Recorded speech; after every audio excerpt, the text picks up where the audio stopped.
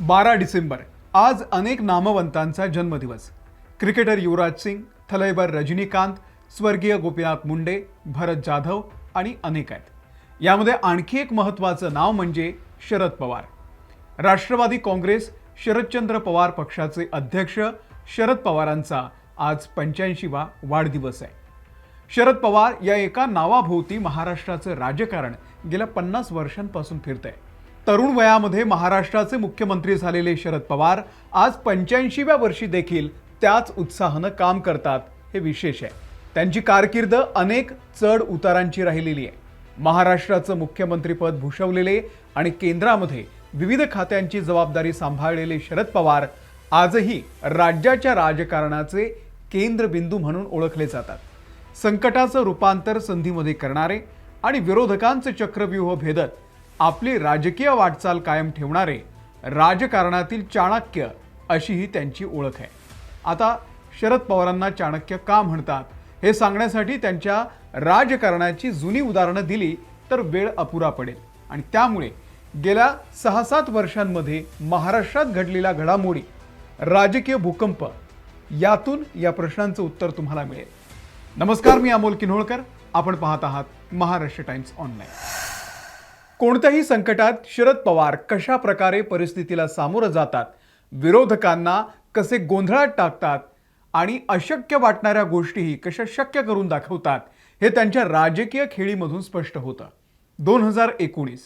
2019च्या नाट्यमय सत्ता स्थापनेपासून ते 2024च्या लोकसभा निवडणुकीतील अनपेक्षित यशातील त्यांच्या प्रवासामध्ये 5 प्रमुख रणनीतींचा प्रभाव दिसून येतोय।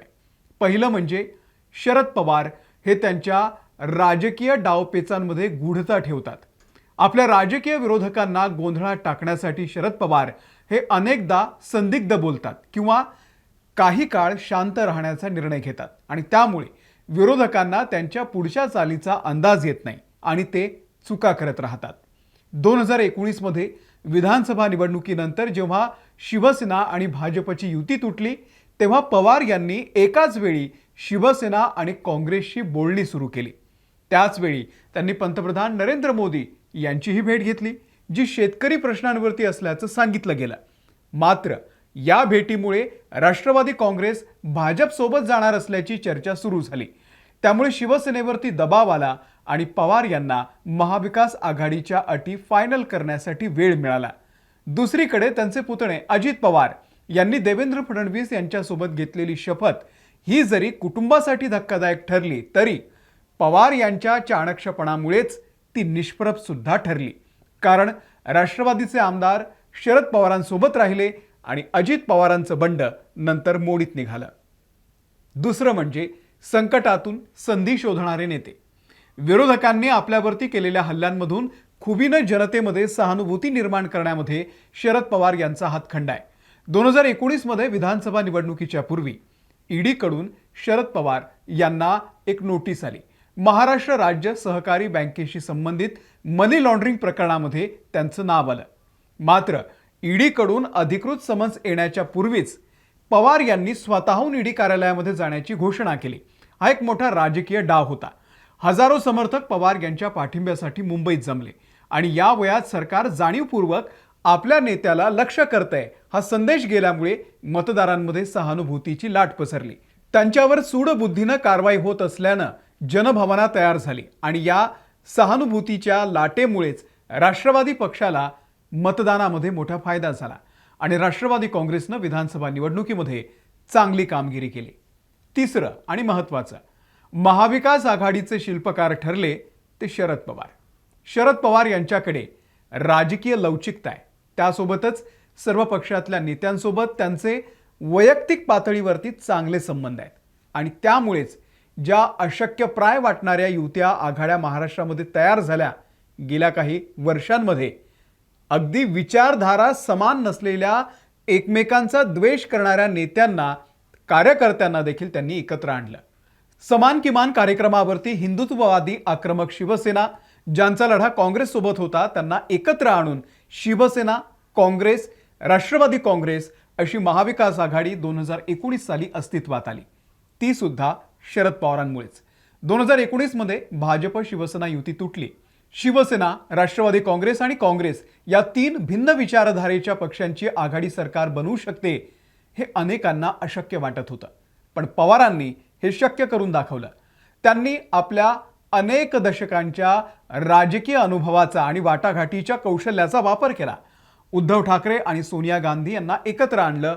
त्यांनी पक्षांना समान किमान कार्यक्रमावरती सहमत केलं आणि महाराष्ट्रामध्ये भाजपला सत्तेपासून दूर ठेवण्यात त्यांना यश मिळालं. चौथं आणि महत्त्वाचं म्हणजे शरद पवार घाई करत नाहीत. ते धैर्य ठेवतात आणि योग्य वेळेची वाट पाहतात. 6 दशकांच्या राजकीय कारकिर्दीमध्ये शरद पवार यांच्यावरती अनेक राजकीय संकट आली. मात्र राजकीय संकटात ते कधीही अजिबात घाई करत नाही. विरोधकांची रणनीती अयशस्वी होण्याची किंवा निर्णायक पलटवार करण्यासाठी योग्य वेळ येण्याची शरद पवार वाट पाहतात. 2023 मध्ये जेव्हा अजित पवार यांनी राष्ट्रवादी काँग्रेसचा एक गट फोडून सत्ताधारी महायुतीमध्ये प्रवेश केला, तेव्हा अनेकांना शरद पवार यांच्या राजकीय कारकिर्दीचा आता शेवट झालाय असं वाटलं. पण त्यांनी लगेच कोणतीही आक्रमक भूमिका घेतली नाही. त्यांनी शांत राहून पक्षाच्या कार्यकर्त्यांना एकत्र आणलं आणि राज्यभर दौरे केले. पवारांनी कराड आणि साताऱ्यामध्ये जाऊन आपले राजकीय गुरु यशवंतराव चव्हाण यांच्या समाधीचं दर्शन घेतलं. यातून त्यांनी आपण आपल्या मुळांशी जोडलेले असल्याचं दाखवून दिलं आणि पुढच्या निवडणुकीमध्ये बंडखोरांना हरवण्याचे संकेत सुद्धा दिले.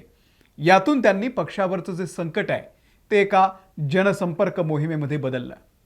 5. शरद पवार हे जनभावना तयार करतात. निवडणुकीमध्ये पराभव किंवा पक्षातील फूट यासारख्या अनेक धक्क्यांना ते वैयक्तिक आव्हान मानतात आणि त्यालाच पक्षाच्या पुनरुज्जीवनाची संधी म्हणून सुद्धा पाहतात. अशा वेळी पक्षातल्या नेत्यांना महत्त्व देत नाहीत. ते जे जात आहेत त्यांना जाऊ दिलं, पण सर्वसामान्य कार्यकर्त्यांना महत्त्व दिलं, त्यांना बांधून ठेवलं. 2024च्या लोकसभा निवडणुकीपूर्वी राष्ट्रवादी काँग्रेसमध्ये जेव्हा फूट पडली, पक्षाचं चिन्ह गेलं आणि पंतप्रधान नरेंद्र मोदी यांनी पवार यांना भटकती आत्मा म्हटलं, तरीही पवार या आव्हानाला थेट सामोरे गेले आणि स्थानिक मुद्द्यांवरती लक्ष केंद्रित करून जोरदार प्रचार केला. त्यांच्या नेतृत्वाखालील राष्ट्रवादी शरदचंद्र पवार पक्षानं लोकसभा निवडणुकीमध्ये दमदार कामगिरी केली. या विजयानं राजकीय कमबॅक करत सर्वात कठीण परिस्थितीतून कसं बाहेर पडू शकतो हे शरद पवार यांनी पुन्हा एकदा दाखवून दिलं. गेल्या 6-7 वर्षातल्या या घडामोडींमधून शरद पवार हे राजकारणातले चाणक्य ठरतात. आजही त्यांच्या राजकीय डावपेचाची भीती विरोधकांना असते. तुम्हाला शरद पवार यांच्या राजकीय जीवनाबद्दल नेमकं काय वाटतंय आम्हाला कमेंट करून सांगा. या व्हिडिओमध्ये इथेच थांबतोय. धन्यवाद.